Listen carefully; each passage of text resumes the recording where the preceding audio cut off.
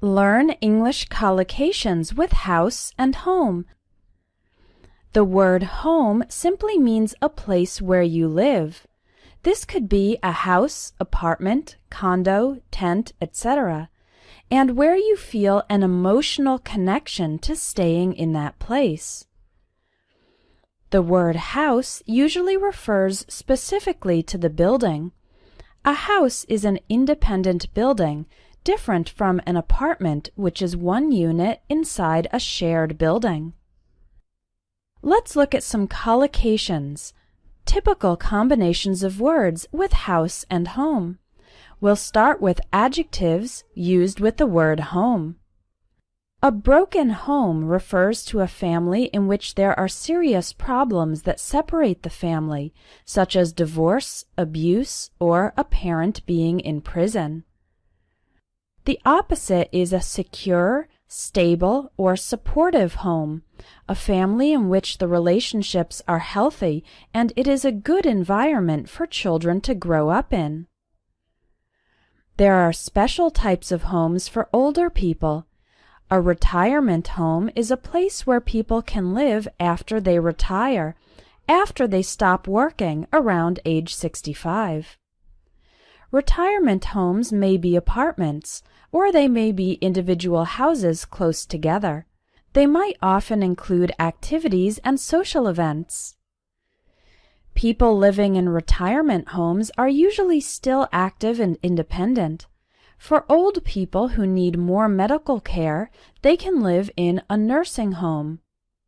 A nursing home is a place where old people live and have access to nurses, doctors, and aides who can help them with the tasks of daily life. Now let's look at some verbs that are used with the word home. We often use the verbs come, get, go, and leave with home. Note that we never say to home, go to home, come to home, etc. This is not correct. The word home does not require the word to. Here are some examples. When are you coming home? I usually get home from work at 6. We went home after the party. If you leave home early, you can catch a less crowded train. The same applies with bring somebody or something home and take somebody or something home. The preposition to is not needed. For example, if you don't eat all your food, you can take the leftovers home. I brought my kids home to change their clothes.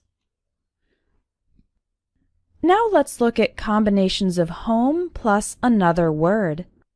If you bought your own house, you do not pay rent, then you are a homeowner.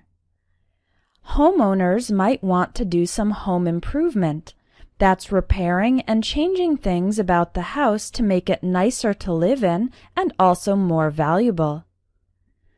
Your hometown is the city where you grew up, and your homeland is the country where you grew up. A lot of people really enjoy eating home cooking. That's a meal that has been prepared at home instead of at a restaurant or purchased pre-prepared. You can also use the adjective homemade to describe foods that were made at home. For example, I'm going to my grandmother's house for some home cooking. She brought some homemade brownies to the office. Now let's look at collocations with the word house. As you can see, most of them refer to the structure of the building itself. For example, we can describe a house as single-story, two-story, etc. to say how many floors, levels it has. The picture shows a 3-story house. We can also say it's a 1-bedroom house, 2-bedroom house, 3-bedroom house, etc. to describe how many bedrooms it has. Some positive adjectives to describe a house include a luxurious, magnificent, splendid, lovely, delightful, comfortable, or spacious house. Spacious means there's a lot of space. The house is big. Some negative adjectives include a dilapidated, shabby, or dingy house. These words mean that the house is in bad condition and probably rather dirty. And a cramped house. A cramped house is one that doesn't have enough space. A neutral way to say a house is regular and not especially fancy or expensive is to call it a modest house. A neutral and slightly positive way to say a house is small is to describe it as a cozy house. If nobody is living in a house, then it is an empty, unoccupied, or vacant house, like in the picture. Let's look at some verbs that are used with the word house. You can buy a house and sell a house. If you are paying money every month to live in a house, then you are renting the house.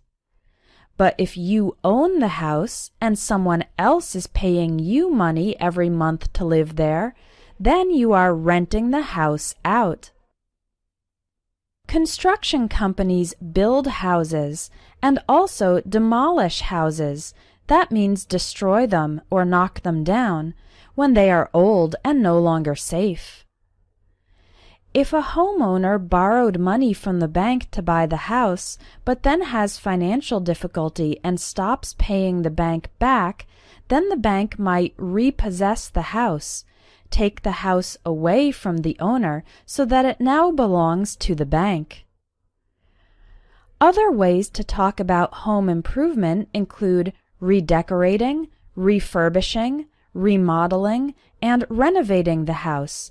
All of these verbs refer to improving the house and making it nicer, like in the picture. When you are looking for a place to live, you are house hunting. After you move into a house, you might throw a housewarming party to celebrate the fact that you entered your new residence. A married woman who takes care of the house and kids while her husband works can be called a housewife.